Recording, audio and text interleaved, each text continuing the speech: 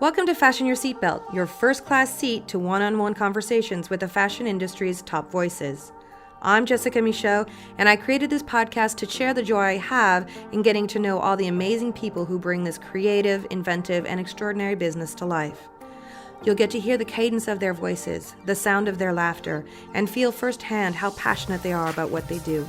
Also, I just want to remind you to leave a review. Stars are really trending right now, and it helps other very stylish listeners like yourself find the show.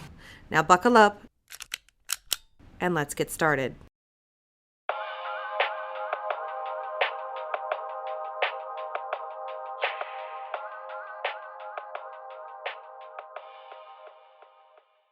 I don't think I have ever been as nervous about interviewing someone in my entire career as I was when my former boss and colleague Suzy Menkes agreed to speak with me for this podcast. I worked side by side with Suzy for 16 years at the International Herald Tribune, which is now known as the International New York Times. Over that period, she mentored me, encouraged me, and guided me, shaping my career as I moved from her assistant to a fashion writer and finally the online style editor of the IHT.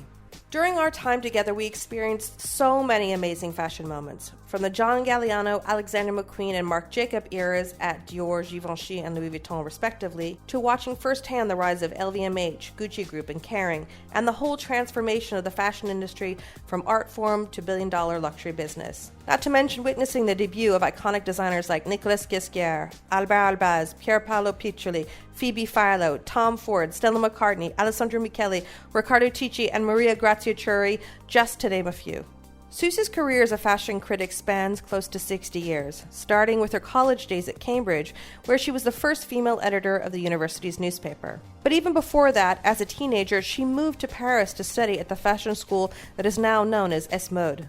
So her love of fashion as a visual expression of self and society runs very deep indeed. She started her true calling as a fashion journalist at the age of 24, working under the watchful eye of Charles Winter, the father of Anna Winter, who would become an early mentor for Suzy. But Suzy really came into full bloom as one of the most respected fashion critics in the world during her 26-year tenure at the International Herald Tribune. Her words were read in the pages of the daily newspaper by hundreds of thousands of readers around the world, and eventually by millions once the internet was born.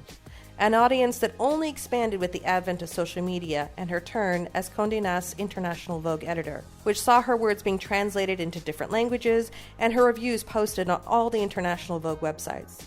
She also was the mastermind behind the idea of the Modern Luxury Conference, events that are now commonplace but were brought into being at the International Herald Tribune and later continued at Vogue under her guidance.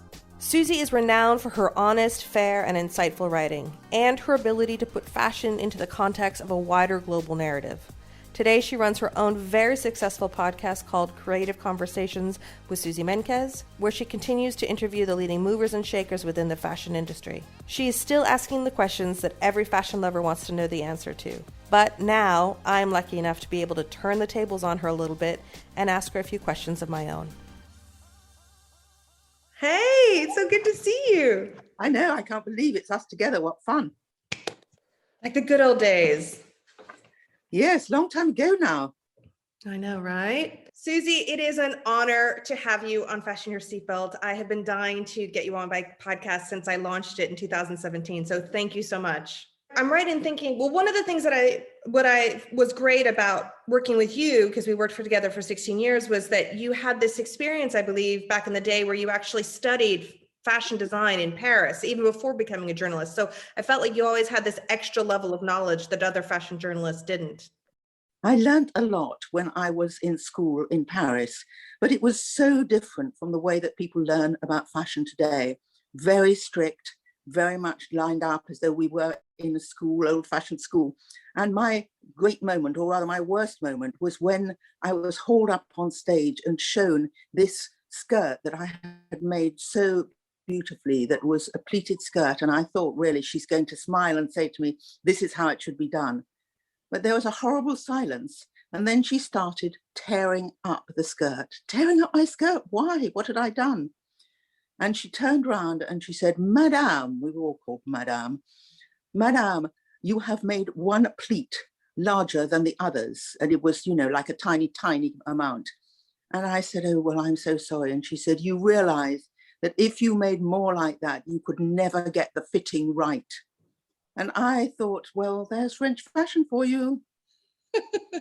So you went, okay, maybe not French fashion, maybe going into writing. And I know that you were the female editor of your college newspaper, The Varsity at Oxford, the first female editor ever in the history of the newspaper, and that you brought fashion into the newspaper, which was something completely new. What inspired you to do that? What made you want to, or felt that fashion needed to be covered in a college newspaper? And what was it like running a team as a woman? Well, you've got to remember that this was the late 1960s. And it was a period when everything was new and fresh, and it was all about youth. And so there was no reason why we wouldn't be talking about fashion. Everybody was interested in fashion and had new clothes to wear. So that's how it happened. And also, unlike in France, there was it was quite easy to work with our bosses, if you call them that, when we were at Cambridge, because they were quite sort of open and wanted us to give our best. And I think that's something that stayed with me, that I'm always interested in seeing what new young people are doing, because they are the future. So let's see what they're up to. Yeah, that's always been wonderful about you, is that you've always been curious. Your curiosity for me was one of the things that inspired me the most about you, that and your integrity, the two things. But if I remember correctly, your first fashion show wasn't so much of an integrity to get in there. You kind of snuck in, am I right? Oh dear, that was a disaster. It was a show during the season, but I then was there. I was very, very young, and I didn't actually have an invitation. So I crept in and managed to find myself a place. I've done that quite a large number of times since that day. But the trouble is that I did something absolutely disastrous and terrible. I did a little drawing of a hat. You don't think that sounds so terrible? Well, I tell you why it does. Because you weren't allowed for 3 months after the show, to have any kind of form that so other people could see what it was. So one of these dragon ladies looked over my shoulder and saw this drawing of a hat. I'm only happy with my bad drawing that she recognized it. But she grabbed me by the arm and took me down those stairs, those grand stairs they have in the grand rooms. And I was scarlet in the face with embarrassment and tears. And so it was not a very auspicious start to seeing fashion shows. And I've been thrown out a couple of times since then, but never to feel like that. Yeah, because it's so interesting that you say that, because of course today everything is so instantaneous. And one of the things that I always loved about when you would criticize or be in the front row at the show is that you would sketch almost every exit that would come down the runway. You'd do these little, line drawings to kind of remind you of what the collection was as you were writing your criticism later. I do want to talk to you a little bit about, I think you started at the Times and at 24, and then you landed a job as a fashion journalist at the London Evening Standard. And so during that time, I believe you were kind of put under the wing of Charles Winter, who's the father of Anna Winter. Is that right? That's exactly right. I wouldn't say put under the wing exactly, because he was pretty tough. But he obviously saw some possible potential in my terrible writing and terrible whatever I was doing. So he did take an interest and he did involve himself. But I have to say that I was not unique in this. He was an absolutely marvelous editor who talked to all his staff, and he made the decisions himself. And I can remember a time when the Beatles, I think they were had up for having drugs or something like that. And at the same time, there was another big story going on in the world. And he actually walked around the whole office and asked people what they thought. I think that's very interesting as an editor, somebody who actually is interested in what the public might think. Absolutely. Was this the point in your career where you came up with your famous updo, or was that later? I've always been curious about the origin story of your amazing hairdo. The hair was much later. All I did was to cut my hair so that it looked like Anna Wintour's when I went to her 21st birthday party. But the thing is, she's never changed her hairstyle, but I've changed mine quite a few times. And I don't think I did the woof really until the end of the 80s. I mean, the 80s was all about puffy hair. So I think that's when it was. It's certainly something that I've kept with me. Yeah, I definitely, it was all about big hair and big shoulder pads for sure in the 80s. And, maybe a great way to indicate your time at the Herald Tribune, but we're going to get to that. I could not talk to you about work-life balance because I know you met your husband, David, when you were working at the Times, right? Correct? When you went back to the Times? Uh, Yes. and then you had 3 sons that you raised together. And I remember when I had my first child and I asked you at the time, I said, how did you do it raising 3 kids? And you said terribly, but I really want to know, like, how did you manage, especially in your era, that work-life balance? You just fell into it in that era. Now it's so different. I was younger than a lot of the people now who have babies. And so I think it's more difficult now. I mean, if you've got to quite a high place position and you're 38, it's rather different. I think I was 25, 26. And so it was like a full 10 years earlier than most people are producing their, at least in our world, are introducing children today. But I don't know, how did I do it? Getting up early, I think, is probably the answer. And I mean, I had a wonderful husband who sadly is no longer with us, but he was so supportive and helpful. And after all, that's it, isn't it? I mean, if you ask anybody, it's not just a work-life balance, it's a balance of your relationship with your beloved person. And, I wasn't all on my own. I felt very much that I had other people to support me, and that was good.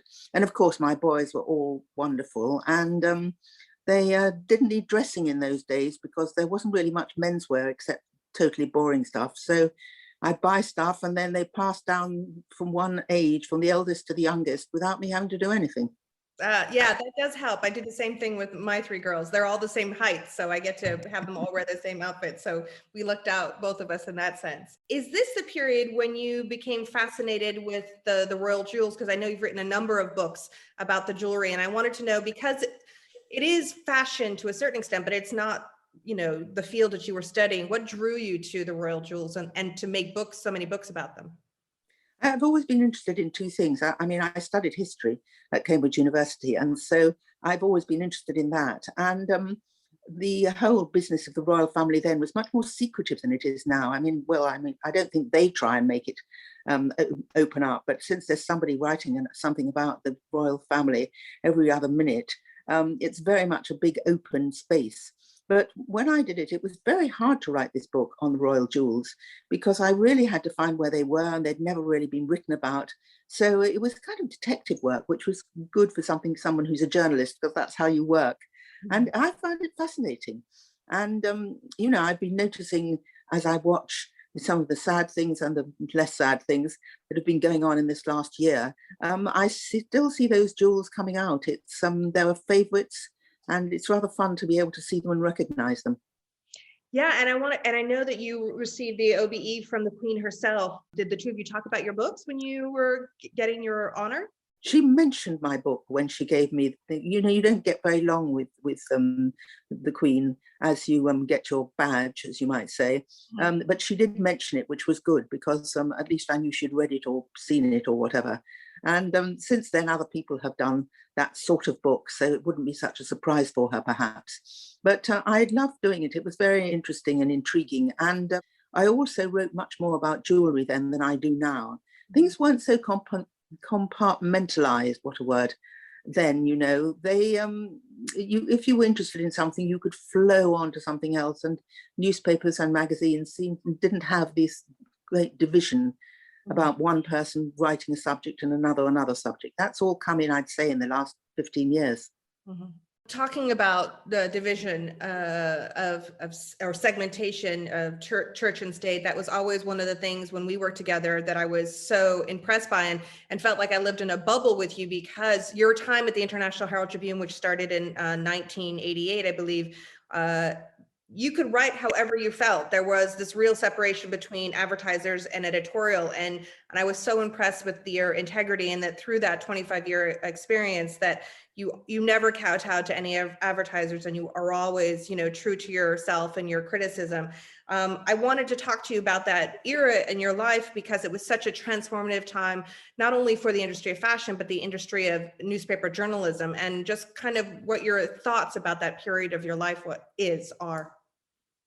It wasn't really such a surprise to me when I joined the International Herald Tribune that I would have to keep apart the idea that you sort of get cozy with the people you're writing about, because I mean that was always like that. And certainly the Times of London then, which was completely different kind of paper then, very serious and solemn. And always the idea was that as a journalist you had to pass the information, but you weren't really involved in it.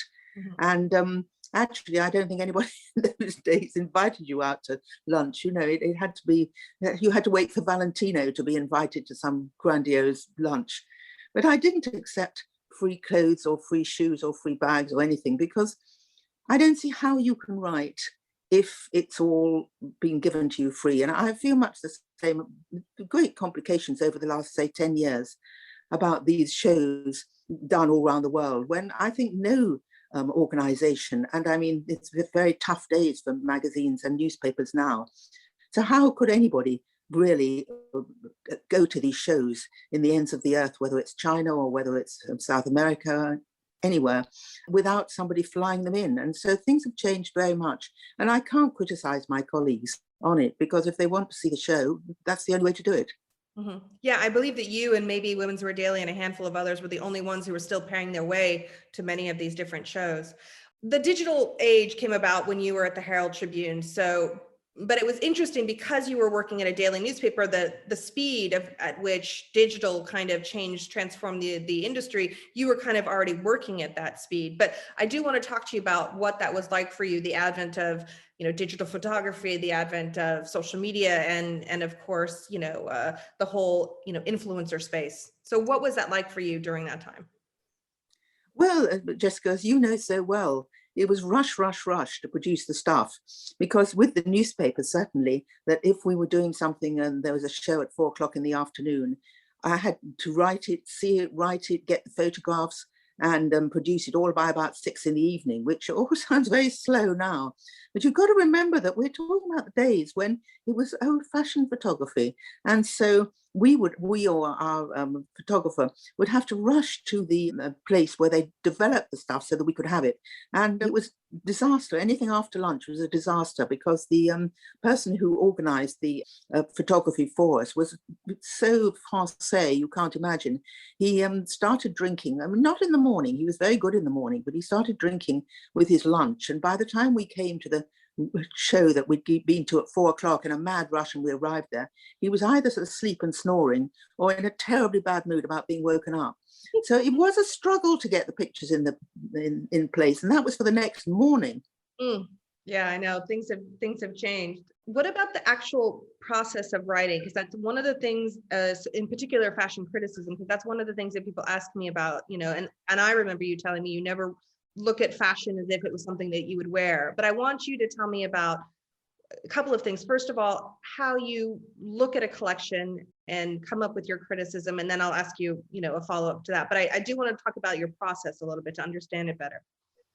It's such an interesting question you're asking there, because things are so different in this last year since we've been seeing films, movies. Mm-hmm. And before that, I didn't realize it, because I just went into the shows, sitting, I hoped, in the front row, and then watching and looking at all the different things. And I realize now that we're very manipulated as journalists, because, of course, I'm delighted to be able to see the show, but you're seeing it in such a way that it seems to me now that if you watch, say, I don't know, a Gucci show, whatever it is, you see there's a look on the head, I mean, the face and the hair and everything you see, and then there's a quick, very, very quick down towards the handbag, where the film lingers over the handbag as though it's the only thing on offer. Mm-hmm. And then slowly down to the knees, and then a rush down to the shoes, which also a long way, and then the shoes turning around and walking away. You never see the back of anything. I tell you, if you find a show when there's a back now, which is things that we always used to do, I'll pay you I'll buy the dress for you, because I know you're never going to find it. And that is such a difference. We don't think of it as different, but when you analyze it, it is very different. Yeah, because we're talking about the fact that it is the brand or the company, when you're watching video or streaming, they're focusing your eye where they want it to go. Whereas when you're sitting in the front row, you're picking up on whatever you want to pick up on. It's a very different animal. I often think of Naomi in that famous time when she slipped with the shoes and crashed onto the ground. Do you know something? I don't believe we would get that now. If that happened, I don't believe we would get it in the full run. Yes, we'd get it something photographed at the time, but I don't think we'd get it on the full run. And with these films, I don't think you would ever know that she or somebody else had slipped and fallen. Do you think so? Because everything is edited. Yeah, everything is edited. I remember, do you remember that Prada show many years ago where we actually had to, some people actually stood up from the audience and helped the models walk because it was impossible to walk in the shoes that it happened. And then the whole articles people wrote about were those shoes. So it's really interesting to see how the internet and the social media has really shaped the way we see fashion. One other thing that's happened that's changed is that I know when you started working and when I started working, to a lesser extent, the buyers would choose what they would invest in relationship to the fashion criticism that they would get from the different fashion writers. Today, most buyers do their buying way before the fashion show even happens. What do you feel like is the role of the fashion critic today? Has it changed? What's its value at this point? It doesn't worry me at all if the buyers have already bought things, because I must say, although I was friendly and remain friendly with many buyers, I still think that their vision is completely different to those who are looking at it as a sort of art form. You know, they've got to sell the stuff. So that's completely different. But what not exactly shocks me, yes, I think it does shock me, is this thing that's come up over the last 6 months when a chosen few, mostly attached to Vogue, but also in other countries, meet with the designer on Zoom and are basically transporting the words of the designer into their own words and showing things. And there is no criticism at all, as far as I can see. Occasionally, a little tiny bit slips in, you know, of an absolutely feeble kind, saying, you know, that they could perhaps have been more day wear or evening wear. I mean, some absolutely nonsensical, simple thing. But we're just not seeing criticism. At least I'm not. Maybe I'm looking at the wrong things. But I feel that compared to, not the fact that I was cruel, I tried not to be cruel, but I think our job is supposed to be to make a critical judgment, not simply to listen to the designer, although it's often fascinating to hear where the designer came from and what they wanted to get over. But that shouldn't be all of it. Mm-hmm. No, I agree with you. I think that, regurgitating, designer sound bites is not the role of a fashion journalist in any way, shape, or form. Do you feel, there is also a lot of cancel culture now in fashion and in many industries. I know that there were times in your career where you wrote strong criticism and had to face some backlash. How did you handle those situations? I mean, what was that like for you as a creative? Because, part of the way you wrote was if you weren't seeing the show, if you weren't there physically, you wouldn't review it. So if a brand decided to say not let you into a show, that was a really difficult situation to be in if you were a fashion journalist. So how did you deal with that during your career when that came up? It didn't happen as often as I thought it might, that I'd be forbidden to come to the next show. I think Karl Lagerfeld was very interesting on that, because he always insisted that he didn't want to interfere with journalism, and he genuinely didn't.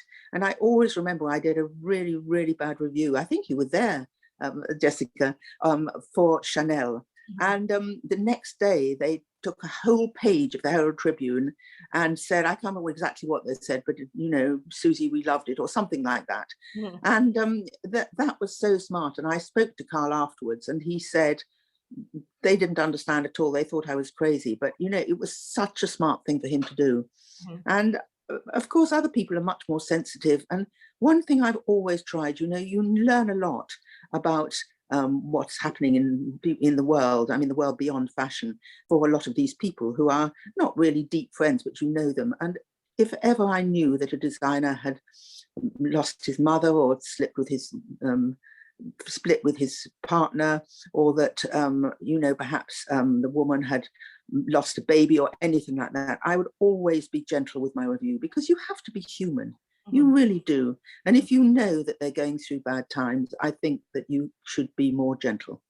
No, I agree. And I remember one of the things that you said to me was that, you never bash somebody on their first show, or you give them a minute to get their feet underneath them. You give them that grace period, which I always thought was such a wise piece of advice. When you were at the Herald Tribune and also at Vogue, during your tenure at Vogue, you had an incredible power within the industry. You were the first thing everybody read in the morning without question. You were the go-to. What was it like to know that that was the power that you wielded? I mean, I remember when you put an image of Zach Posen on the cover of the New York Times or the Herald Tribune. You know, he was like the new big thing in New York at that time. Like, to do those kind of things, it has huge impact. What was it like knowing you had so much power within the industry? You know something, I mean, you'll understand this. The only thing that I cared about deeply is my family. And if my family had not spoken to me, or any of them, for something that I had done, some meanness, I would be devastated. You know, if Gianfranco Ferré, which he did, said he'd never wanted me to come to one of his shows again as long as he lived, although I did, he invited me back pretty soon. But, you know, obviously it's awkward. And I still now don't really want to talk about it, but when the real big cheeses come at you, particularly if they call at, as one particular one does, at 6:30 in the morning, screaming at you, it's difficult. It's difficult to keep calm and keep your head in. And then I would just think, I usually bring up David and my husband in floods of tears, and then I'd get over it. Mm-hmm, mm-hmm. Yeah, that's where the family support is what it's all about. I absolutely agree with you, and have that same kind of relationship with my husband. He was always that sounding board that kind of brought me back down to reality. Speaking of fun stories, can you talk to me a little bit about some, you know, great scoops that you got during your tenure that you're super proud of, that you just like, yeah, nailed it with that one? Do you know something? I can't think of a single scoop. I mean, they don't seem to be things that are important now.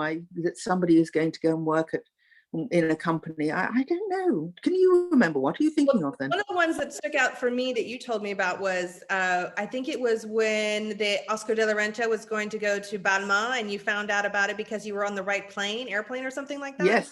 Yes. So that I've had a few of those. And certainly it's amazing how people are keeping a secret, but they never see who's around them. And that all seems such a long time ago, which it is. And but what was so different then is that it was very rare. The changing of designers was pretty rare. I mean, it happened obviously if somebody passed away, that it had to be filled up, but it wasn't this, you know, next. So I suppose it was more of a surprise. But I'm trying to think. I should have done some homework, shouldn't I? I can't actually think of somewhere where I really felt that I'd made a fantastic scoop. I think though there was the business of the whole Gucci business was just so extraordinary in itself. I mean, that was a whole story, you know, story in a story, and in a different way. It happened that in people's personal lives sort of crept into the stories.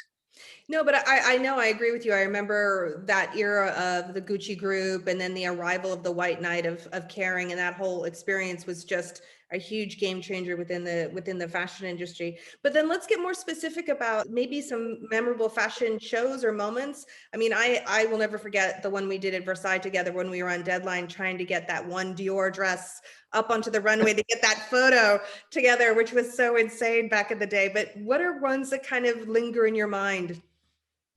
Yes, it's all about time. That's what I think of. My story I was telling earlier about the person who produced the pictures for us. I mean, it was always that. We were always rush. But that was part of the fun of it. I mean, that's how the whole of newspapers were in that series, and that's what we were writing for. Specifically, let me just think of something that really fired me up.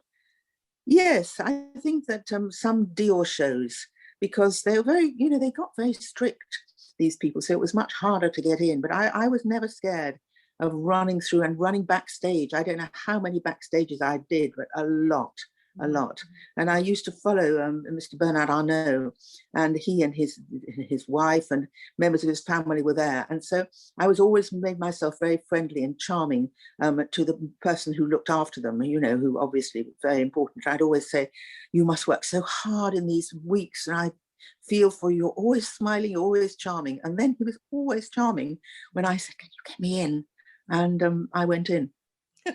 That's true. I learned that from you, that you never know of the cravate rouge, which are like the kind of the guys who seat you at a show. One day might be the head of security for a big player, and they remember you. They remember your being kind, and even when they were a quote unquote a nobody at the time. I mean, that's always something that's stuck with me. I do want to talk about the way fashion criticism has changed, because I remember when you would start, you would come up with a theme for every article, an overarching kind of idea or story, and then you would weave in the criticism for each show into that overarching story. Today, that really isn't the way fashion is criticized or written about. It's like, this is a review for the show and the show and this show.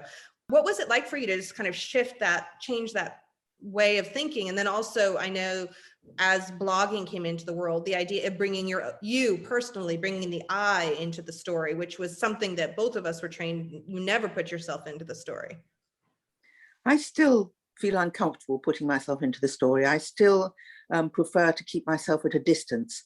And I think this should be true of journalism in general, but it's not, that's for sure. But everything changes. I think it's pointless to sit there.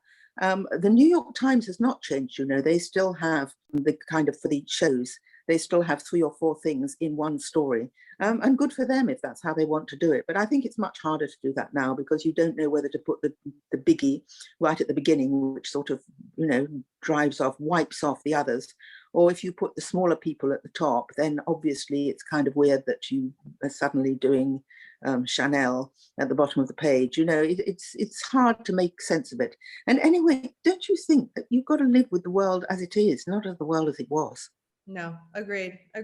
But looking back at one more point, during the Herald Tribune years, one of the things that I thought was so inventive and honestly at some points, really helped the Herald Tribune make it to the end of the year, were the luxury conferences that you launched in the 2000s. It was, nobody was doing anything like that in the luxury space. People didn't see luxury as, a $1 billion business to take seriously, I think, until you really created those IHT luxury conferences. And I wanted to know where that inspiration come from, and how do you feel that now there are fashion conferences around the world that are all, based on your premise, what you started. I think the whole idea of having a fashion conference is really interesting, because it was actually just at the beginning of the new millennium, and I think it made people more aware of the seriousness of fashion. I think I'm talking about bringing fashion to a larger number of people and all sort of aspects of fashion. And then you got the business of fashion, of course, coming about I think about 10 years after I originally started on doing the conferences. But the other point of the conferences, which I don't think that people who didn't come to them realized, was the opportunity to meet and speak with other people. Because I'm not talking about those who are speaking on the podium, but those who came along and perhaps had their only opportunity they would have in their whole working life to meet somebody right at the top of the game. And I know how much people cared about that. And, obviously we had to stop the conferences because of the pandemic, but we were still carrying on, and people were still desperate to come and eager, and probably still phoning up asking when they're going to be. Yeah, no, I know you took the concept with you when you moved to Condé Nast and started your stint with Vogue. So yeah, the conferences I think are a huge benefit to the industry, and have really greatly changed the perspective that the general public also has about the industry for sure. I do want to ask you, because before smartphones, before all of these great cameras that we have that are almost like professional, film cameras on our phones now, you back in the day were, I don't know how many throwaway cameras I bought for you, but you were taking these pictures all the time. Where did that idea come up with at the beginning? And I know you've got boxes and boxes of prints somewhere. So what are you doing with all of those? Well, now all these boxes of prints, they're now digitalized. So I've got pictures right from the start of when I started taking photographs. And as I can tell you the secret that I'm working on a book at the moment, you'll be able to see a very small number of what I did. But the idea of taking pictures quickly was always interesting to me, because at the time, we were still, the legacy of fashion was still that you had a whole setup and the model posed, and this was quick. And after all, that's where fashion's gone. So I think I was ahead of the game. And also it was just fascinating to capture the moment. That's what interested me always. And it still does. I mean, it's not like I've stopped. No. I mean, speaking of stopping, I mean, yes, I think that it's so great to see all of those candid images that you got, and everyone was so relaxed when you would, because everybody thought it was, throwaway camera, what's the harm? It's all in fun and games. But, talking about now, when you're looking at today, what you can do with all of those images, it's quite impressive that what you've been able to accomplish with that, I have to say. One of the other things that I wanted to talk to you about, and one of the things that I also say to people who ask me about you, is that I've never seen somebody with such a work ethic, with such a drive. I would be exhausted halfway through a full day with you, Suzy. Where does that come from, that energy come from? Because it has always just, knocked me on the floor, the amount of work 24/7, months at a time, nonstop, no day off ever. How did you do that? I mean, where did that strength, that inner strength come from? It's a very simple answer. I love my job. And I've always loved it. And so if you enjoy what you're doing, you don't think of it as work. And Natasha Cowan, who I work with now, she's the same as me. We love doing this, and we hate the idea that we couldn't do it all through the pandemic. And we're like children. We enjoy going and seeing things. And there's nothing that irritates me more than people who take that lackadaisical line and sort of say, oh, another fashion show. And I feel like kicking them and saying, listen, if you don't want to go to it, I can find 10 people who pick up your ticket. Mm. And that's the way I feel. I enjoy it. I also think you're exaggerating a bit, saying that I'm working 24/7 and all the rest of it. I did a lot of other things apart from working, and did a lot of things with my family as well as going out things. Mm-hmm. So I may have given the illusion, because I certainly wrote a lot, because I do write very fast. But I wouldn't say my entire life has always been involved in working. Yeah, I mean, you were always, well, I have to say my experience with you was always that you were the first one to file, the first one to be done. You were always, at the cutting edge of everything that was going on. So, but talk to me about what it was like to leave the Herald Tribune after 25 years. I left, I think, a year or year and a half before you did. What was it like to move from that kind of space to Vogue, and Condé Nast, which is not a completely different animal, but maybe a different perspective on fashion? The point about the New York Times taking over at the International Herald Tribune was exactly that. I was working suddenly for the New York Times. And whereas I'd had complete possibility to write what I wanted to write, I was then told that, this subject's going to be covered by X in New York and so on. And so I just knew that I had to go. And Jonathan Newhouse suggested that I came and worked for him. And so I leapt at the opportunity and also enjoyed it very much. But what is interesting is that it started exactly as I had been at the Herald Tribune and as I wanted my work to be. I was responsible for going to see a lot of people in different countries, in India and all sorts of places. But then what happened was it became much more as it had been at the Herald Tribune at the end, that, American Vogue is dealing with that one, or it became much less free, I think I would say. And now it's even more so, because Anna Wintour is one by one removing the editors who are part of the family of a certain country. Mm-hmm. And plans to make it a general thing. And I would never have fitted in with that. So I'm happy doing my own thing now. Well, I mean, that's interesting that you say that, because it's true that when you first started at the Vogues, you were the editor at large for all of the international publications. So you had this amazing reach, and then there was this, everything being, all of the websites being the same, making everything homogeneous, or I guess is the word, homogenized Vogues, where every website looks the same. And now, like you mentioned about Anna, that they're rejiggering the whole hierarchy of the fashion shows, of the fashion houses and the fashion magazines. So I can see where you're coming from in relationship to, wanting to do your own thing and being your own voice. What are your current thoughts about what's going on in the fashion space, and what would you like to see happening? I think that what's happening now is that the biggies are getting bigger, and it's really hard to start if you're small. So that you're talking about an enormous amount of people being absorbed into the big groups, and it's into the material that they have there, which is extraordinary, really. They have so many. I think that LVMH now has about 70 brands. Of course, I'm including wine and these other things, but it's still absolutely extraordinary to me that there could be so many.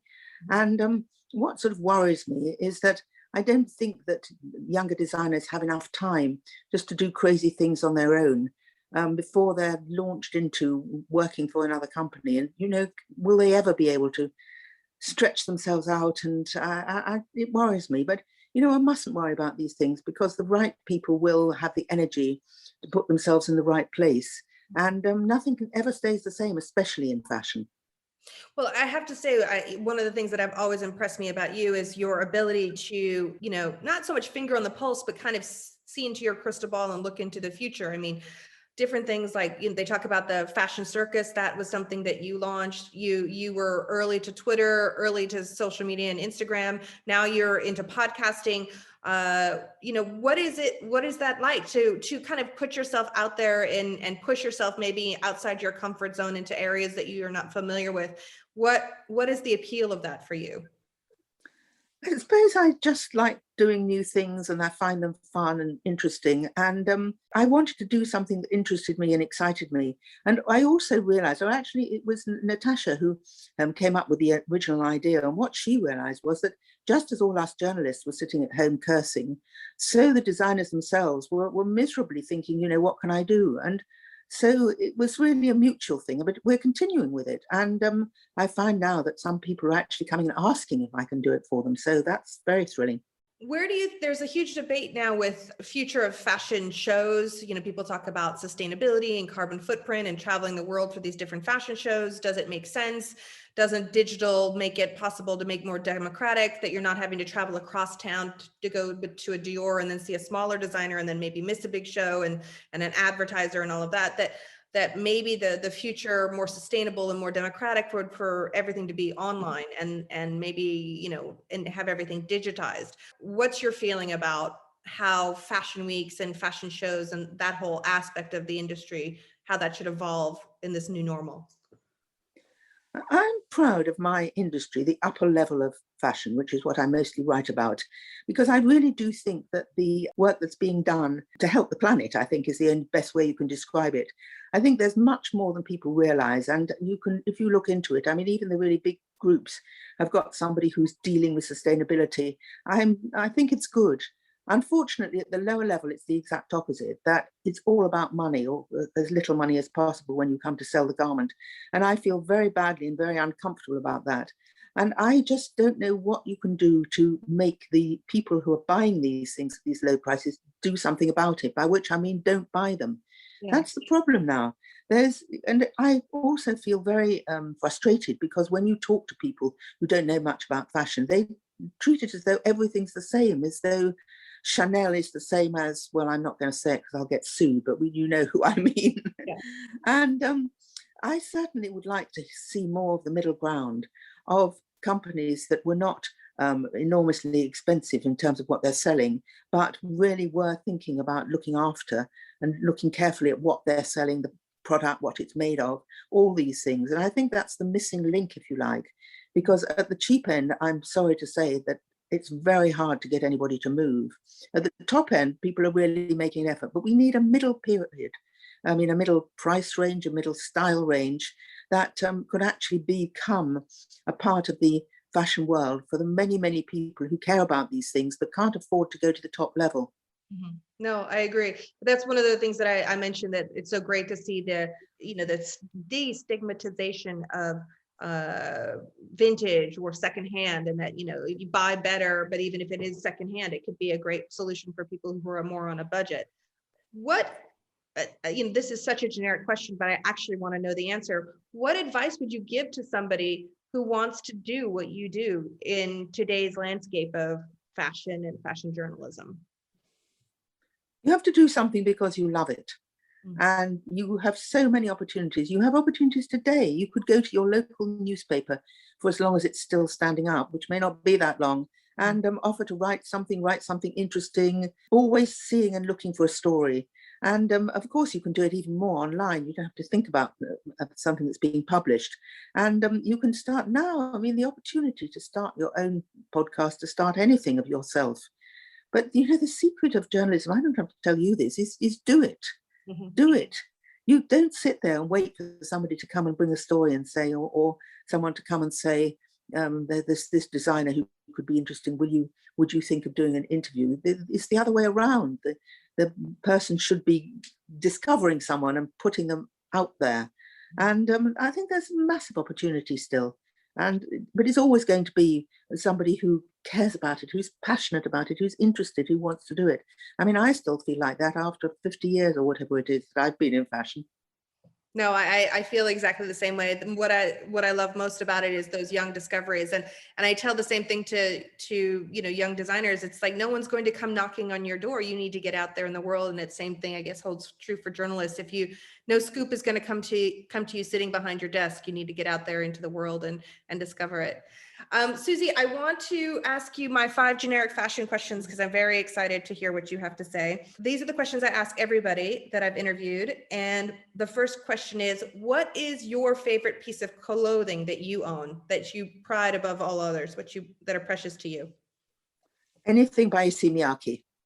I know, I can't wear pleats, please, because for me, they're so synonymous with Suzy Menkes that I can't. After so many years together. We were just talking about the importance of, finding that middle ground for fashion.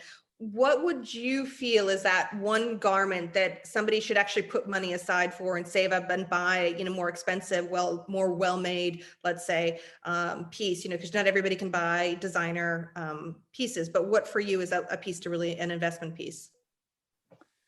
You should always be looking, I think, to clothes that work as hard as you do. If that means that you go and spend your time out dancing, well, then you need clothes that are going to stick together while you're dancing wildly. But seriously, if the clothes are lovely but don't actually suit your way of life, what's the point? Mm-hmm. And vice versa. So that's what I think, that you've got to have something that makes you feel strong and is strong enough to stand the wild life that we all live.